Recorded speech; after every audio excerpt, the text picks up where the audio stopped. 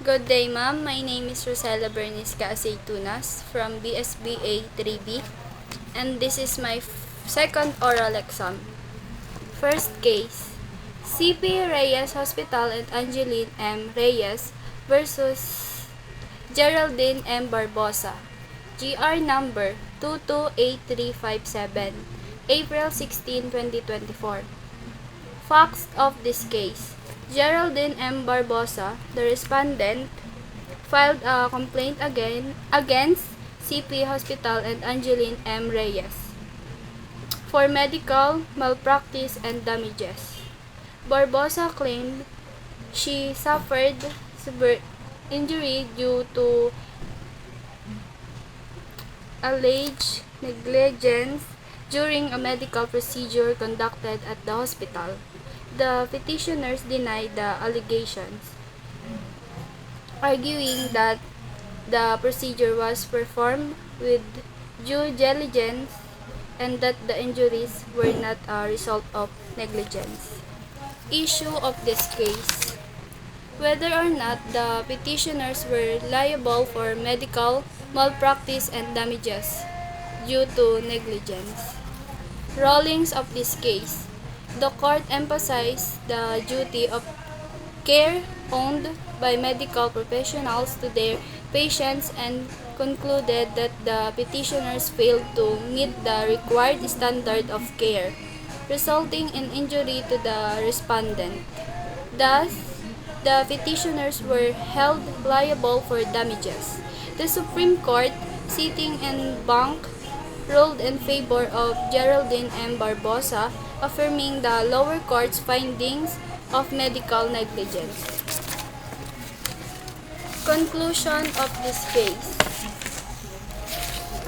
the decision reinforces the principle that hospitals and medical practitioners are held to a high standard of care. Failure to observe this duty constitutes negligence, making them liable for damage caused by such breach. Second case, Patricia Halagenia et al. Versus Philippine Airlines Incorporated, GR number 243259, January 10, 2023. Facts of this case: Patricia Halagenia and several others filed a complaint against Philippine Airlines Incorporated for illegal dismissal. They argued that they were terminated without just cause and due process.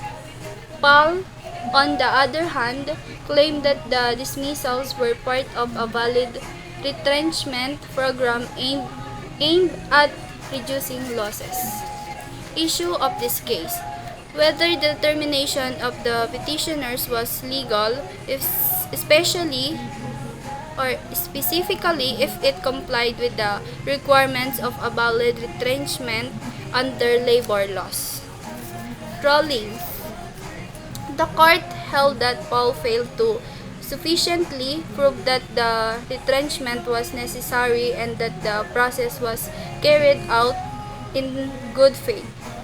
It found that the criteria for valid retrenchment, including proof of substantial losses and the adoption of fair and reasonable criteria in selecting employees to be retrenched, were not met.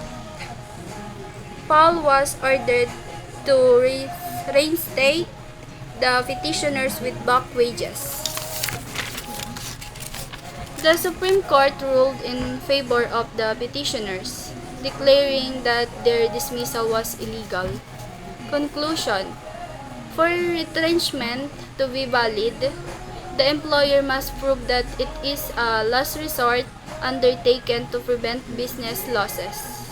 It must be exercised in good faith, with the burden on the employer to show that retrenchment was necessary and done with fairness and due process. Thank you, ma'am.